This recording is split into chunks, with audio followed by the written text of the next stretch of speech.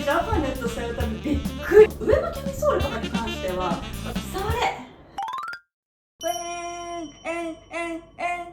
おいおいおいおい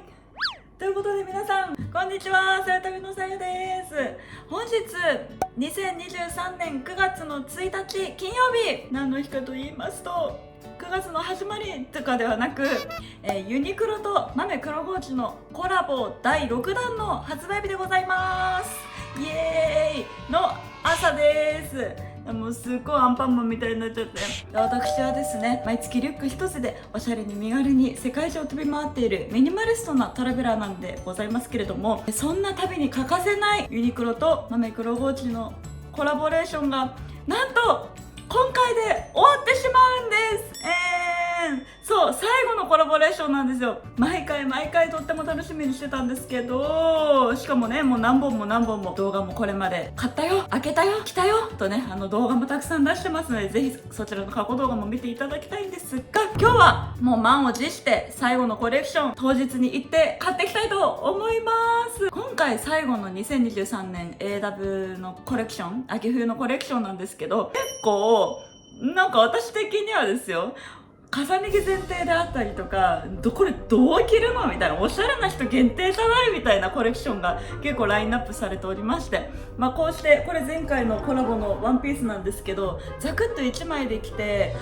決まるワンピースみたいなものがね、スケスケのワンピースとかしか売ってなかったりとかして、ちょっとドキドキしてるんですけど、そんな正直レビューも含めてちょっと今日私爆買いしてこようかなと思っております。ただ私はミニマリストなので、前提として最後だからなんとなく買っとこうとかそういうのはしないので、安心して本当に厳選したものだけ買ってくるのでお楽しみにしていてください。じゃあもう顔パンパンのアンパンマンだけど、とりあえず開店と同時に勝ち込んでいきたいと思います。今日中に絶対に動画に出すぞ。よろしくお願いします。行ってきます。無事に買いました。帰ります。ただいまー、買ってきたよー。こんなことしてる場合じゃないんですよね。はい、今日も夜8時にあげたいななんて思って頑張っていきたいと思いますので、編集が地味に雑かもしれませんが、愛を込めてお届けすることは変わりませんので、どうか目つぶんないでがっちり見てほしいんだけど、よろしくお願いいたします。ということでですね、はい、ユニクロの紙袋は10円かかるので、私はいつもマイバッグを持って、ユニクロに勝ち込んでっておりますけれども、こんな感じでなんだかんだどっちゃり買っちゃったよ締めて2万円です。はい、2万円分買いました。でも今回のアメとユニクロコラボ的にいつもだいたい3万円はオーバーしてるので、あれさやさんなんかちょっといつもよりも安く済んだんじゃないなんて思われる方もいらっしゃるかもしれませんが、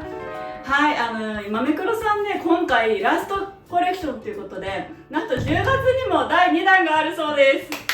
で第2弾はそれはそれでね、本気出そうと思ってるので、今日は第1弾の方何を買ってきたのかご紹介、あとは他のコレクション、私が買わなかったものも全部試着してきたので、私の所感とかもおしゃべりしていけたらなと思います。そしてその後は実際にこれを着て、こんな風で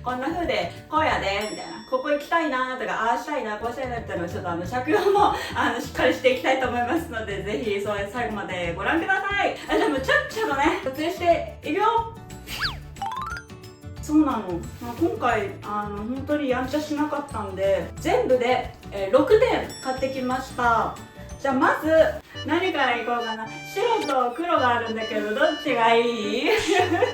じゃあ黒からいきます。私が今着ているこちらのワンピースは2023年、春夏コレクションの豆黒ゴーチとユニクロコラボのものでございます。で、豆さん結構黒絶対あるんですよ。で、私は豆黒ゴーチさんのその本家もう好きすぎて美術館行ったりだとか、長野県のね出身の方なんで長野県立美術館に行ってみたりだとか、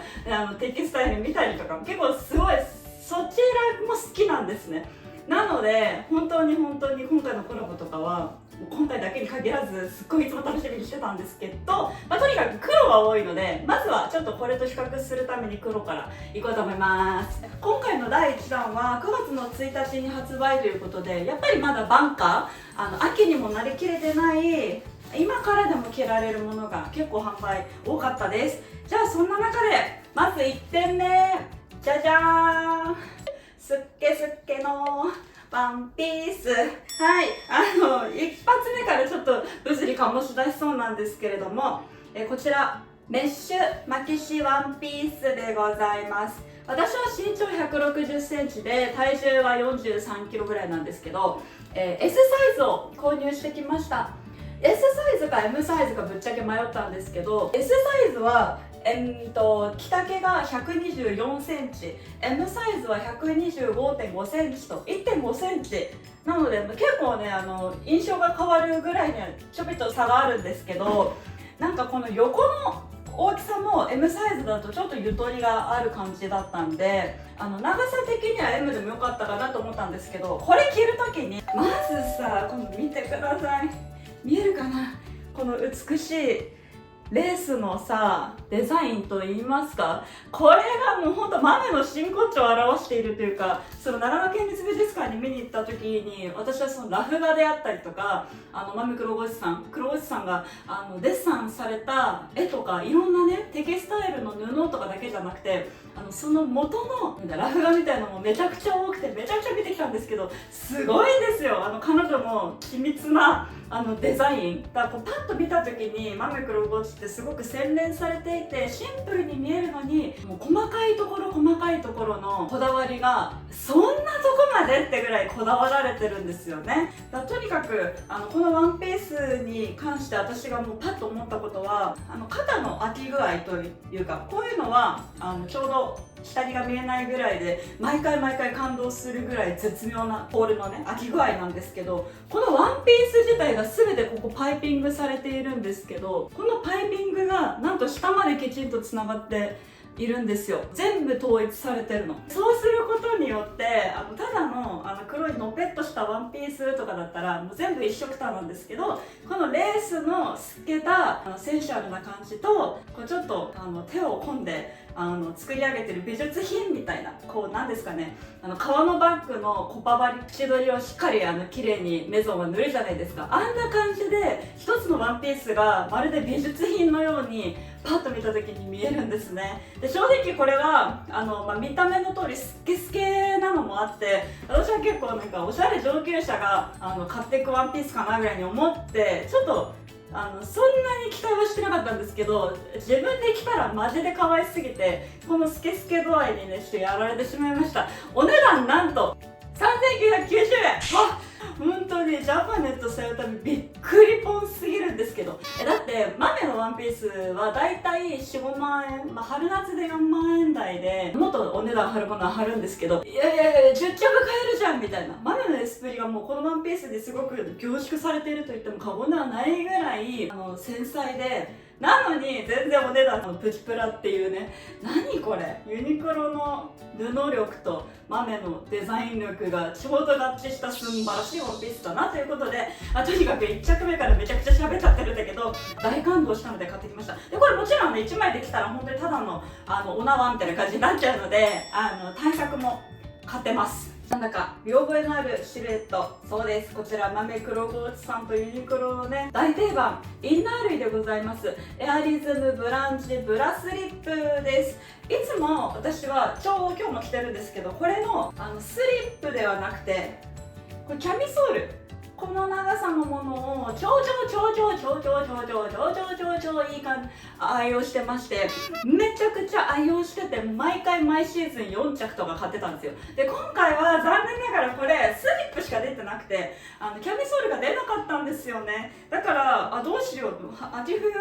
のインナーどうしようとかして今迷い中ではあるんですけど、とにかく今回なんで初めて私がスリップを買ったかっていうと、このワンピースに合わせた時にめちゃくちゃちょうどよくなります。でこのスリップも3色ぐらいあって、ヌーディーカラーなベージュっぽいものとかもあったんですけど、そっちにしちゃうと結構なんかこの透かした時に見えるレースの模様はしっかり見えてすごい可愛かったんだけど、ちょっとなんかセンシャルすぎるというか夜すぎるかなと思って、少しヘルシーにだけどモードになんか一味違うカジュアル風なねアイテムだけどなんかすごいあの人一味違うなみたいな見せるっていうのが私結構好きなお洋服なのでわざと黒にいたしました。で、こちらのねスリップのいいところ、キャミソールの時もそうだったんですけれども、まず金具はゴールドなんですね。見えるかな、こんな感じですごく繊細な細いゴールドの金具を使ってまして、ゴールドの方が高級感出るなと個人的には思ってるのと、肌なじみがすごくいいなと思っていて、ゴールド大好きなんですよ。でここの線がもう可能な限り細いっていう、ここもまたね本当にフェミニンで素敵だなと思います。これがね太いだけでどんどんタンクトップみたいな感じになって、裸の大将じゃないけど大柄な感じ、ドドモンみたいな感じになっちゃうので、ここはもう細ければ細いほどもうセンシュアルだしめちゃくちゃいいなと思いますね。前の方に行くとこちらのカップのところの形、これ面白い形してません？ニョキンみたいな、なんか V 字回復みたいな、はい、ちょっとなんか低迷期に入りましたけれども、なんか頑張って耐え抜いてシャキーン出世みたいなね、なんかこの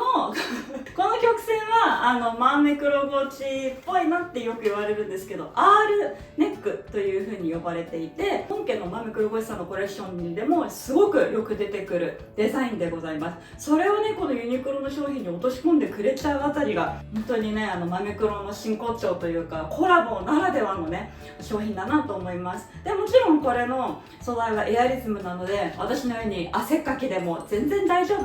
で、スカートの時とかやっぱりインナーの線とか気になっちゃったりとかさする時も、こういうスリップを着ておけばそれも少し気にならなくなりますし、汗をかいても足回りもなんだかんだお尻とかさ汗かくじゃないですか。そういう時もきちんと吸ってくれるので、これ意外と便利なんじゃないと、今までなんで買わなかったんだろうって個人的に思って楽しみです、使うのが。で今日着ているワンピースに合わせても全然変じゃないですし、これ一応ワンピースっぽくなってるので、私だったらねサイトビは毎月世界中飛び回ってますので、旅行の時の洗濯しに行くじゃないですか。そういった時にさこれを新しく着替えてお風呂入ってこれ着替えて上にカーディガンとか羽織れば、一応なんかハレンチじゃなく外に出られるぐらいな、ホテルのランドリーの回ぐらいだったらいけるかなと思って、そういった使い方もできそうで荷物が減りそうで良いですね。はい、じゃあこの2つ合わせて着ると本当に大人の女性ならではというか、そう荷物も減らせるぐらい布地も薄いのにすっごいセンシャルで、だけどシンプルにモードで可愛くなるので後で着ます。さああとなんとですね、皆さん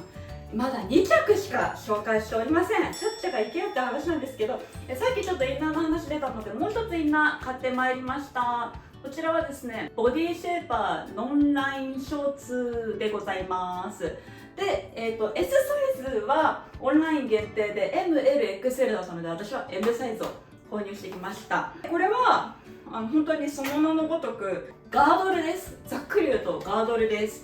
なんかさ、アラサーになって今までね20代の前半とか若い頃とかってあんまり気にしてなかったんですけど、後ろ姿がこういうピタッとしたワンピースを着ている時にお尻がキュッて上がってるだけですごい勝手にここに曲線ができるから美しくお洋服を着こなせるなということに街のお姉さんたちを見てて気づいたんですよ、私は。なのでちょっとガードル買いたいなと思って、だけど結婚式のお写真を撮る時とかにガードル履いたんですけど、めっちゃ苦しいし、めっちゃもううおーみたいな感じで結構しんどかった記憶があったんですよね。だからユニクロとマネのコラボならデザインもきっと綺麗だろうし、かつ履き心地とかも考えられてるんじゃないかなと思って、ちょっと一つお試しで買ってみました。で色は上のキャミソールとかに関しては私見える時もたまにあるかもと思って絶対黒で統一してるんですけど、ガードルに関しては絶対見えないし、なんなら白いワンピとか着る時とか、あとは浴衣とか着る時にこういうガードル履くことあるかもなと思って、見えない方がいいじゃないですか。だからスケ防止のためにわざとベージュを買ってきました。これはちょっと開けちゃいますね。こんな感じでめっちゃ普通にガードル、お腹周りのところはきつくない。すごい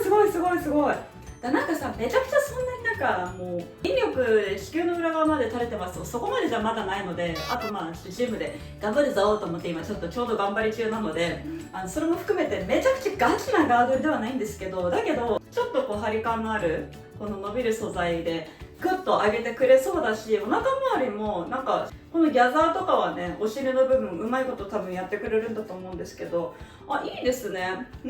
苦しくなさそう。だけどちゃんと守るとこ守ってくれそうなのと、足元のところがさすが豆さん切りっぱなしになっているので、でもね、切りっぱなしと言いつつシームレスになっているので、こういうピタッとした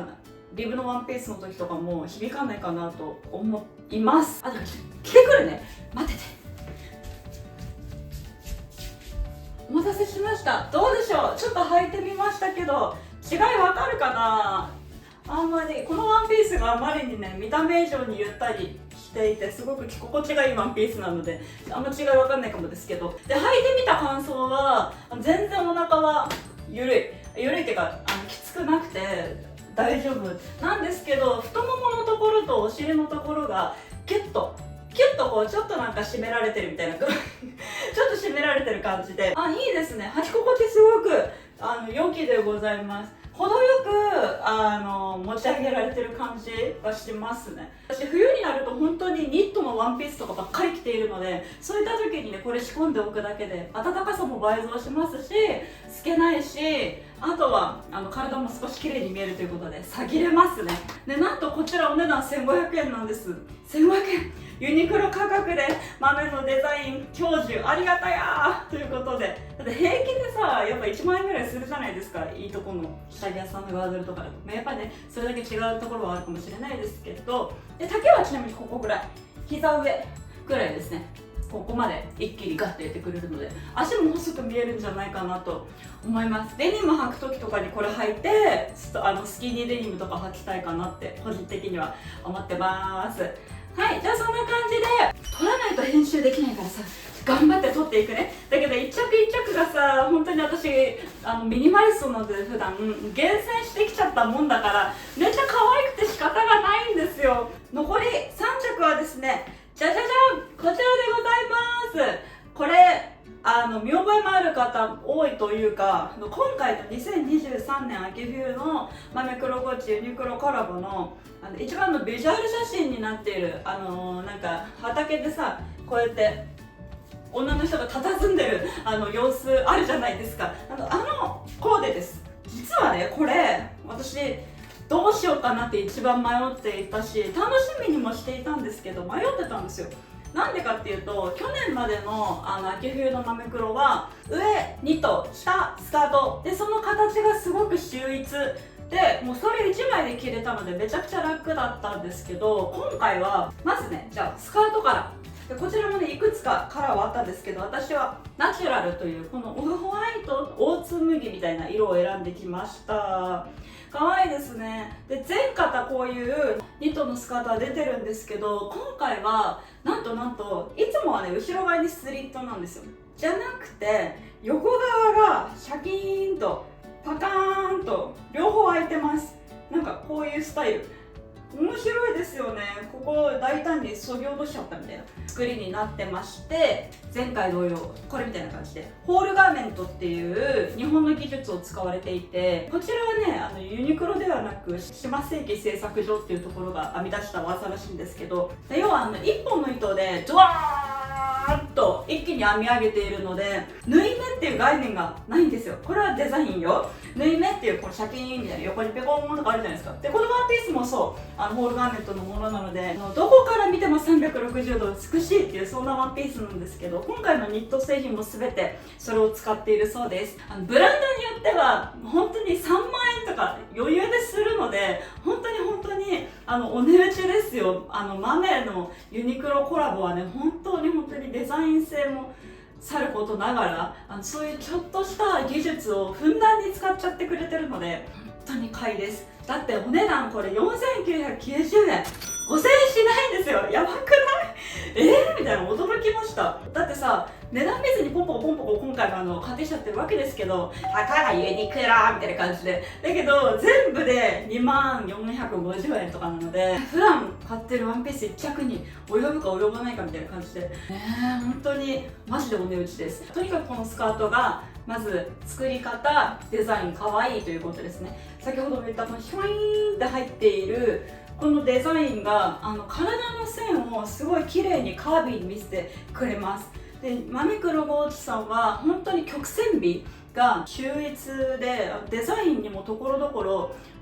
さまざまな形で出てくるんです。こういうニットの編み目であったり、あとなんかパイピングみたいな感じでヒューって入ってたりとか、すっごい可愛いんです。使い方がねとってもおしゃれで、一つ一つ一着一着がもう本当に美術品のような、壺とかでこういうカービーな感じがさ、ギリシャ神話のこういうビルのヴィーナスっぽくて綺麗みたいにされるじゃないですか。あんな感じでお洋服作っちゃってるから、一つ一つが本当にどこから見ても美しいんですよね。人間ってこう筒だしね。はい、じゃあこれがまずスカートですね。で私は、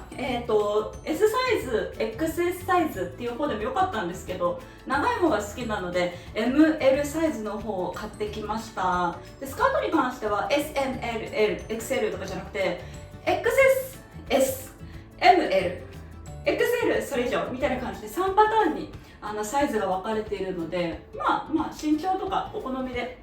選んだらいいかと思います。でこれに合わせる上、これまたねデザイン性が写真で見るより実物着た方が納得しちゃったんですけど、これもホールガーメントで作られている、ニットの 3D リブニットブラでございます。これ単体で見るとさ、本当になんかもう何みたいな感じなんですけど、シャツとかにこれを上から重ね着するとかそういうのも提案はねされてはいたんですけど、サイトビ基本的に旅することが日常の一番重きに置いていることなので、荷物をとにかく増やしたくない。でパッと選べてパッと洗えてパッと着た時にすごい決まるみたいな、そういうお洋服が大好きですし、そういうものしか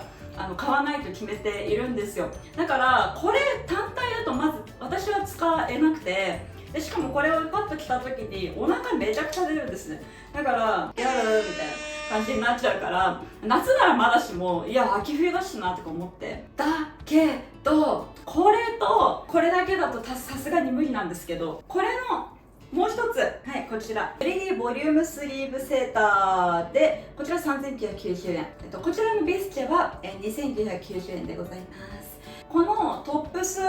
も物議を醸し出すんですよね。わかる、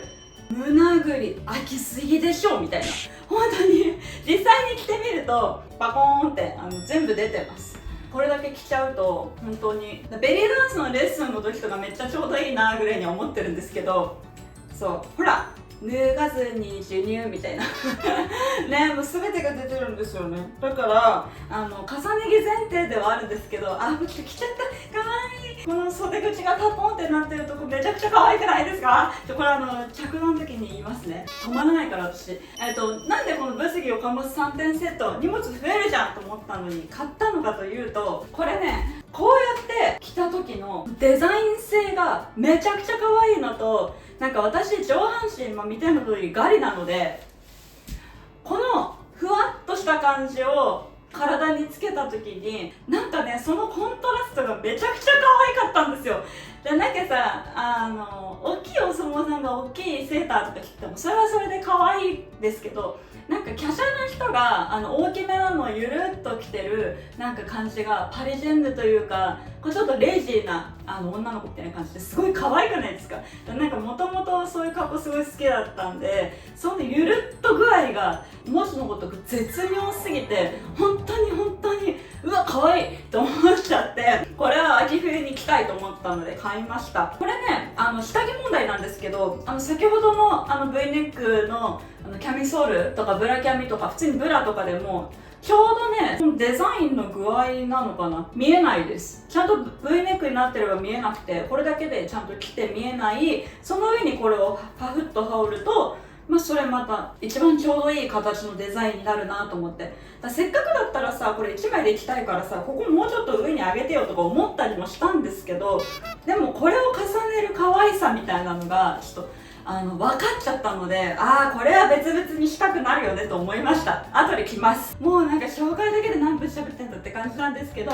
今回のアメクロの中で私が買ってきたものはこちらの6点でございました。他にも、こちらのワンピースと同じ柄のハイネックの長袖のちょっと透けているトップスとかもあったんですよ。でそれこそこういうキャミソール合わせてそれ着てとかでもめっちゃ可愛いんだけど、ちょっとね首元が詰まってるのが私暑がりなので暑いしかゆいなと思って買わなかったのと、あとはちょっと今までも春夏でメッシュのものが出てまして、でそれすごい愛用してるんですけど、ちょっとね雰囲気が似てるなと思ったんで私は買いませんでした。で今回すごい騒がれていたのがボディスーツ出しちゃうんだとか思ったんですけど、確かにあれはボディスーツ愛好家からしたら絶対買いなんですよ。で着てみたんですけど、本当に、デザインが可愛いとかもう言い過ぎたんでちょっとこの際置いとくんですけど、ここのお腹の部分のメッシュの感じも超可愛かったし、下のパチパチも着たことある方は分かると思うんですけど、赤ちゃんの時しか着たことないよって方はちょっと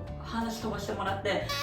お股の下にパチパチってつけるじゃないですか。でそれの場所がなんかねちょっと前ぐらいについていて全然痛くないんです。座ってもかがんでも。そこにめっちゃ驚いた。でボディスーツを着るときはどういう時かっていうと、ピタッとしたデニムにそれを合わせたい時とか、あとはなんかわかんないけどおしゃれ上級者はいろんな着方ができると思うんですけど、私は可愛いだけで物買わないと決めているので実用性があるかないかでいうとそんなに着ないかなと思ったんで今回は買いませんでした。あとこちらのニットのセットアップ系はグレーとかもあってそっちも可愛かったんですけど、冒頭にもお伝えした通りマメクロさん私黒ばっか買ってまして、本当に黒だらけなんですよ。でダークグレーもめっちゃ可愛いし、私黒より本当はダークグレーとかそういうちょっとニュアンスカラーの方が本来は似合うのでいいなと思ったんですけど、ちょっと似ちゃうかなと思って、で冬こそ結構白とか私は着たくなるタイプなのでこちらのナチュラルのカラーにアースカラーっぽい方にしてみました。あとはね目立ったところだとインナーブラとか下のショーツとかは、言わずもがなでメッシュのものも良かったし、こちらのレースっぽいものもすごい透けてると思いきやちゃんと大事なところは二重になっていたりとかして着心地もきちんと考えられてました。で大本命エアリズムのCM レスのインナーはなんと S サイズ30分ぐらいで売り切れちゃってましたね、全色。私は実はいつもそれをまとめ買いするんですよ。10枚ぐらい一気にバーって買うんですけど買えなくてみたいな、やばーと思ってちょっととりあえず再入荷待ちをしました。でも最悪 S が無理だったら M サイズ L サイズ2種類に関してはお店に常にあるので、そっちで買うといいかなと思います。そんな感じで今回のざっくりの9月の豆の感想でございました。じゃあ来ますとにかく私の豆愛はねもうすでに伝わったと思いますので、じゃんじゃんこの後着ていきたいと思います。よろしくお願いいたします。じゃあ早速今ちょうど黒いワンピース着てるので新しい黒いワンピースにお着替えしてきます。ほい、ということで着てみました。いかがでしょうか。でこちらがねリアル今ぐらいから本当に着れる晩夏でもいけるかなみたいなコーデだと思うんですけど、さっきのワンピースは、夏のね、ニットワンピースだったんですけどいかがですか。まず、こちら私は S サイズを、着用しているんですけれども、中のインナーも S サイズです。長さが結構長めなんですよこのワンピースなので、160の私で S サイズでこんな感じなんですけど、 M サイズになるとここがちょっとふわっとしてます。だから脱ぎ着も楽だったんですけど、別にそんなさ外で脱ぎ着しないじゃんということで私はパッと見た時に美しいなと思った方を買いました。ここの曲線、ここのレースの見える曲線、これがスタイルアップを下げてくれると個人的には思っていて、まず無駄のないこのミニマルなデザイン最高に好きっていうことはもう見て分かっていただけると思うんですけど、これがさ入っていることによってシンプルにスラーっと見せてくれませんか。超ローダーみたいなしてくるスラーっと見せてくれますよね。これ驚いちゃって本当に好きです。あとは見ての通り通気性抜群なんで、見た目以上にめっちゃ涼しいんですよこれ。だからさ、夏って言いつつも暑いじゃないですか。晩夏だからちょっとその夏っぽい雰囲気というよりはなんか秋っぽい感じにもしたいけどまだ暑いよなみたいな、だからそういった時にいいなと思って買いました。でちょっとこの中からねスリップ着てるので上も下も大切なところは隠れているんですけど、ちょっとここがね見えるっちゃ見えるけど、でもここのレースがメッシュよりもレースになっているのでガヤガヤしてるから、大丈夫かなと思って、ちょっと卑猥な感じにはならないかなと思いましたので、ちょっと勇気を出して買ってみちゃいました。ファッションってさ、なんかこうどう見られるかもとかそんなことをさ気にするのも超わかるんですけど、でも極論は自分が着たいかどうか、着た時に超心地よいかテンション上がるかどうかが一番大切じゃないかなと個人的には思っております。で、私がこれを着るとしたらどんな風に着るのか、普通にこの組み合わせもめっちゃいいんですけど、はい、こんな感じで、カーディガンをたすき掛け大丈夫？ファッション業界の方々、たすき掛けするのなんか最近流行ってるっぽいので、こうしてただのこちらもユニクロのねカーディガンなんですけど、これをたすき掛けしてみました。あとは肩にかけてもよし、寒かったら着たらいいと思いますけど、こんな風にするとちょっとカモフラージュもできるし、ちょっと夏よりは少し季節進んだかなみたいな風に見えると思うのでいいかなと思います。で、靴は全部バレーシューズを想定しております。バレーシューズしかね私本当に履いてないんです普段から。で、何のバレーシューズ履いてるなってやつはちょっと概要欄とか載せときますんで見といてくださいね。でもこっちの肩からシンプルにかける方もいいかなと思います。じゃあちょっとこうデザイン性のあるワンピースなのでおしゃれなところに行きたいよ、そんな時ははい、さよたびお得意のジャケットです。こちらはリリーシルクっていうブランドのシルクの素材のジャケットなんですけど、シルクなので結構通気性がいいんですよ。だから見た目よりジャケットって暑いイメージありますけど、そんなこともなくで、ちょっとこの透け感のある感じとマニッシュな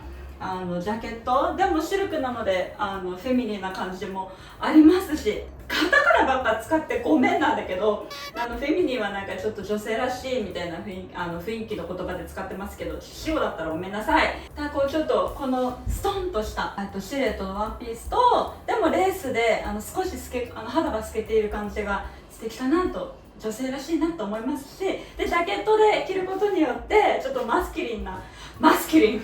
means なんか男の人っぽい格好をしたスッとした女の人、宝塚の男役を思い浮かべてくださいみたいな雰囲気になるかなと思って、すごい個人的にこれは絶対したいコーディネートです。で、ジャケットを羽織る時は西丈のワンピースに合わせたい、個人的にはね、なんかこれ少し短いよりこっちの方がバランスが取れて素敵かなと思います。ボテガのカセットバッグ合わせてみましたけど、なんかそんなにガチャガチャ喧嘩することもなくいいんじゃないかなと思いますけど、どうでしょう。ちょうど来週海外なので、海外のさよ旅編でぜひこんな格好してると思いますから楽しみにしておいていただきたいんですが、黒は結構東南アジアとかアジアが似合うなと思っていて、街がカオスなところになんかシュッとしてる方がかっこいいのかなって思います。はい、じゃあそんな感じで1着目のワンピース終了。そしたら次はこちらのね2023の AW のビジュアルにもなっていた3点セット着てちょっと佇みたいと思います。行ってきます。はい、佇んでみましたけどビジュアルっぽい感じに慣れてますでしょうか。で、可愛くないこれ、見て見て見て。この首元が本当に来た時に絶妙、すげえすげえすげえすげえすげえすげえ豆さんすごーいって思っちゃって、もう本当に買おうと思いました。で、私の言葉で、好きなところをまず紹介させてくださいね。まずスカートはさっきお伝えした通り、ここが分かりますか、シャキンと開いております。シャキンと伝わる、伝われ。こんな感じでね、横が空いてるってちょっと面白いなと思ったんですけど、私普段はなんか冬の防寒として下にヒートテックのレギンスを履いてるんですよ、十分だけど。習い事がベリーダンスなので、そういった時とかはヒップスカーフをそれにシャッと巻いて終了みたいな感じでレッスン受けてるんですけど、でなんかそういうのと防寒を兼ねるっていう点で絶対にそのヒートテックのレギンスを必ず履いてるんですけど、これは見えるよね、絶対見える。だから私の対処法として今回この秋冬めっちゃブーツ流行るんじゃないですか。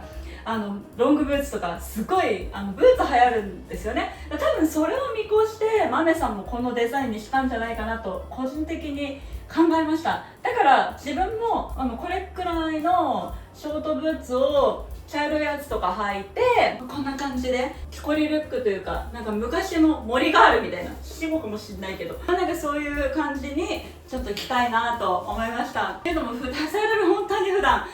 黒ばっかり着てるのですっごい新鮮、めっちゃ可愛い。あとですね、ここのトップスに関してなんですけど、トップスはこれ2つとも同じようなテンションのデザインだなって思いました。似てる。ここのポコポコポコポコポコポコポコポコって穴が開いてるところとか、こっちもほらなんか繋がってる感じしません？でこれを一緒に1枚のニットみたいな感じにするんじゃなくて、わざわざ2つに分けてわざわざ2着買わせるのはなぜと思ったんですけど、このトップス、ニットのトップスに付属しているキャミみたいな感じに思うと、すごくなんかこのセットで着るとめっちゃ可愛いなって着て思ったんですよ。だからわざわざ2個で売ってんだなって思って、でそれでバラバラでそれぞれ好きにしてもいいと思うんですけど、ただ私にはこのニットのセーターはこう着る以外には思いつかないんですけど、でまあいいや、ここのねまず胸の開き具合、この1枚だともう本当に授乳みたいな子供いないけどさ、ごめん最適解が思いつかなかったんですけど、これを挟むことによってここの露出具合がすごい絶妙にギリギリの女性らしさ、いやらしくない色気みたいな、絶妙すぎません？なんか私は本当になんかコンパクトボディなので、ここがこうなってることによって自分的にはめっちゃ似合うんですよ。これもしダイナマイトなボディの人が来たら多分相当それはそれではっいい女みたいな感じにはなると思うんですけど、私多分この体だからこれすごい似合ってるかもしれないって個人的には思ってしまったので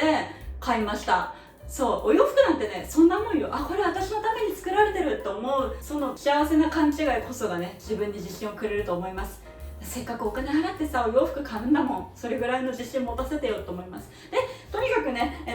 お洋服の続きここの見て消防車じゃないよ、提灯でもないよ、このお手手の腕のふわふわがめっちゃ可愛くないですかね。このタポン具合がもう贅沢にタポンタポン可愛いんですけど、ほんとペンギンさんにもなれちゃうぐらいめっちゃ可愛いんですけど、これねちょってめくるとさ、わかりますか？この華奢に見せてくれるこの体を、こっちがさ下が膨らんでいるヘチマのような形になっているので、こっちも華奢に見せてくれるんですよ。でここはすっきり開いてるでしょ。だからなんか女の人の体を知り尽くした人じゃないとこのパターン描けないと思うんです私、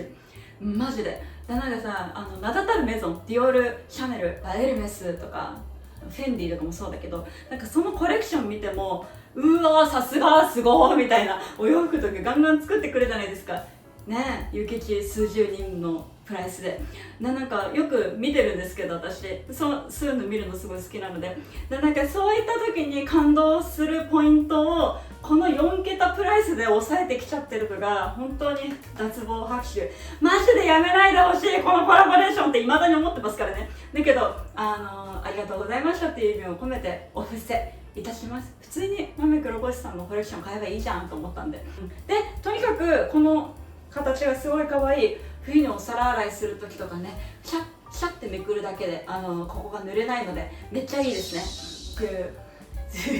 珍しい情報も入れてきます。で私は考えたこれ前と後ろ逆にしたらどうなるんだろうみたいな、ちょっとしてみます。はい、試着室で私を見た私の感想、ダメではないけどダメではないけどみたいな、これ今ちなみにインナーは先ほどの、エアリズムのスリップを下に着てます。そのまま着てます。こんな感じ。見えないっちゃ見えないし、これ値札取ってないで呼ばれたけど、見えないっちゃ見えないんですけど、前もなしではないっちゃなしではないんだけど、これ正規に着た方が可愛すぎるみたいな結論に行き着きました。だけどインナーをさ新しくそれ用に変えなくても持ってるブラジャーとか、あとは私だったらそのカップ付きのユニクロのブラトップとかキャミソールのインナーを年がら年中愛用してるんですけど、インナー変えずにこれ一応着れるんですよね。だからいいじゃんと思ったのも購入の決め手でもありました。だから冬の旅行とかでこれ絶対着ると思うんですけど、2着かーとか思うんだけどさ、冬って正直インナーを変えれば外見はコートみたいな感覚で私は思っているので、だから荷物減るとか増えるとかもそんなにあんま関係ないかなとか思ったりして、ワンピースとか持ってったらニットのワンピースなんて一つすごい分厚いのであんま変わんないかと思って、可愛い、すっごい私に似合うというこの2点で興奮して買ってまいりました。いかがでしたでしょうか。でこのニットはね、正直ね暑いから全然今無理なんですけど、ちなみによ、ごめんなさい、脱ぎますからね私。これ、どのくらいお腹が出るかっていうとこんな感じです。はい、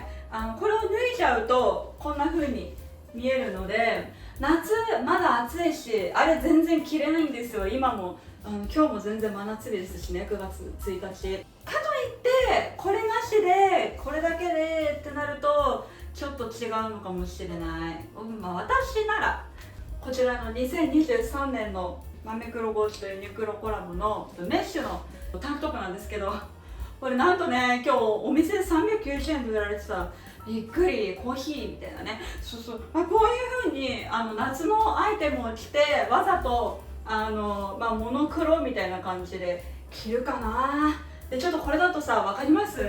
さっきのこっちのレースに比べてかなり透けるんですよ。だから私はこの形はこれと合わせてなくて、こういう風にシャキーンってアメスリみたいにもっと胸元が隠れるものと合わせちゃうかなって自分は思うんですけど、公式はこういう格好してたんで全然ありだと思います。でもこんな風に上はまだ全然暑いのでこういうので着て、でもうちょっと季節が進んで最高気温20度ちょいぐらいになったら最低気温が16度とか15度ぐらいの世界線になったら格好するかなと思います。はい、ということでユニクロとマメクロゴーチのコラボ2023年秋冬バージョンいかがでしたでしょうか。購入と、着用と紹介と全て愛を込めてめちゃくちゃ喋り散らかしてしまったんですけれども、ラストコレクション第1弾の方はですね、本日2023年9月の1日からオンラインとあとは限定店舗で販売されていますので、気になるよって方はぜひ見てみてください。ということで見ていただきありがとうございました。面白かったよ、編集お疲れさんと思ってくださった方、ぜひチャンネル登録、高評価よろしくお願いします。これまで2021年からね6回も続いたマメクロゴーチとユニクロのコラボレーションは過去の購入動画も全部上げておりますので、ぜひそちらも概要欄からご覧ください。皆さんはどのコーディネートが好きでしたか？よかったらコメントで教えてくださいね。それではまた次のビデオでお会いしましょう。